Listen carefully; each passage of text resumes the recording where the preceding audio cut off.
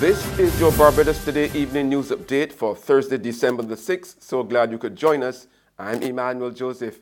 Topping the news at this hour, the president of the Prison Officers Association of Barbados has been slapped with 4 charges related to inciting mutiny or sedition at Her Majesty's Prison Dodds in St. Philip. Trevor Brown, who was arrested by police today, is accused of encouraging other prison officers to stage a sick-out at the prison.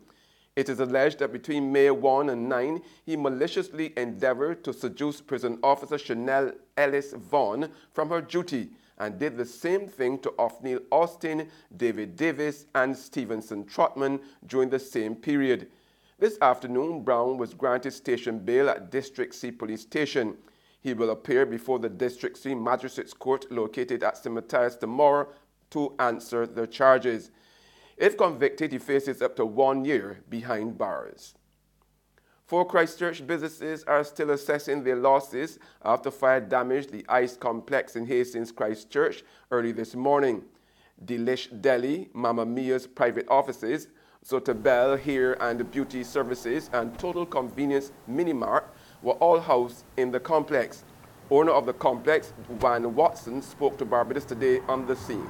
My understanding is that the fire started with one of the vans that was parked here yesterday evening, 5 o'clock, which the van would have been parked, obviously not working. And then we got a call from the fire service and the police saying that the van was on fire. It then spread to the building and affected part of the building. Without wanting to prejudice the situation, it seemed fairly clear to me that somebody, that this is a case of arson, that somebody lit the van deliberately. The police will investigate and the fire service will investigate it. More than 20 employees have been displaced as a result of the blaze.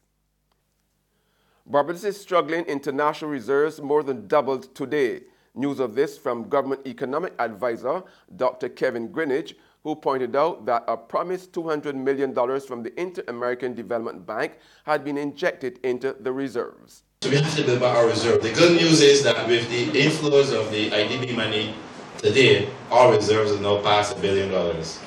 And so we are back.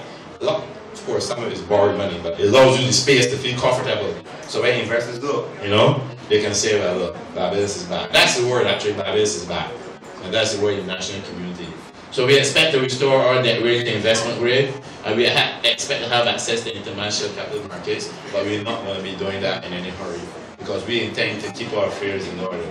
Well, the program expects that to happen.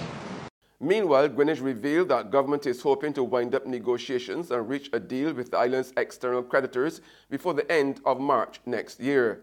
On November the 30th, external creditors issued a statement urging the Mia Motley-led administration to engage in negotiations to resolve the external commercial debt default.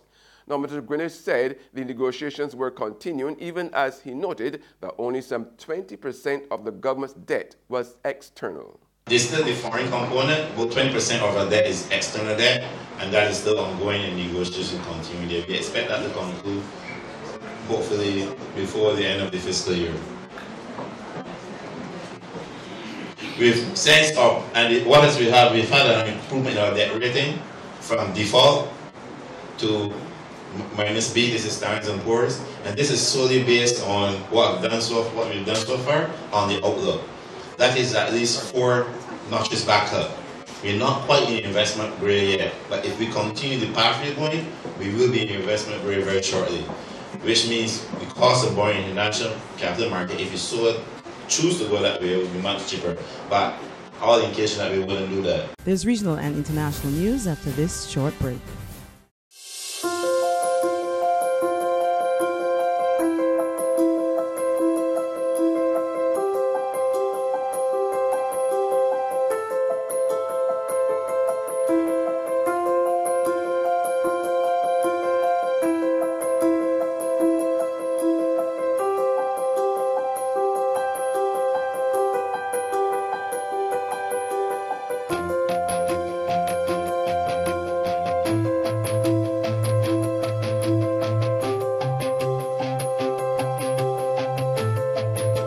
Barbados Today, news you can trust.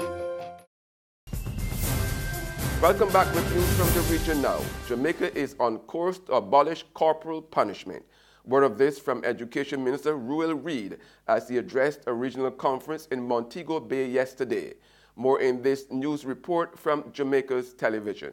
According to Education Minister Senator Ruel Reid, one of the challenges faced by the education sector regarding child abuse is corporal punishment. He says there are specific procedures for corporal punishment in schools, but those are not being followed. This has prompted the government to take further action. Our Prime Minister has been very strong on this point, and he has given clear directive and mandate for us to put it in a legislative form.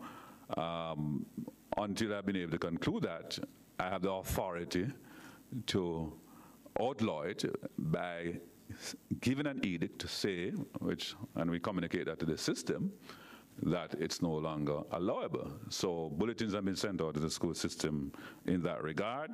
Not only that, but there will be some amendment pursuant to the JTC bill that will have consequential amendment to the Education Act and also the regulations. So we'll put that, Madam Children Advocate, in the revised education regulations. in a recent case of corporal punishment, a physical education teacher at Vere Technical High School was arrested and charged after being accused of using a piece of PVC pipe to beat a 13-year-old student athlete. Prime Minister Andrew Holness has also called on teachers to desist from the practice, arguing that physical punishment is helping to create criminals in society. And on the international front, France will close the Eiffel Tower and other tourism landmarks and draft in thousands more security forces on Saturday to stave off another wave of violent protests in the capital over the cost of living.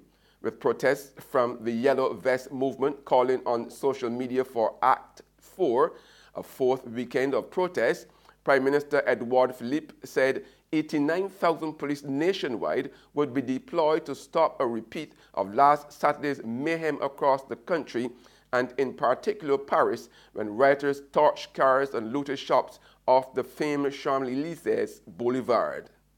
The French government may have completely killed its plans to raise fuel taxes, but it's unlikely to appease protesters across the country or make a difference to youth rioters like these with much deeper discontent. These images were taken on Thursday, a day after the tax was dropped. The government is fearful more violence may come with the weekend.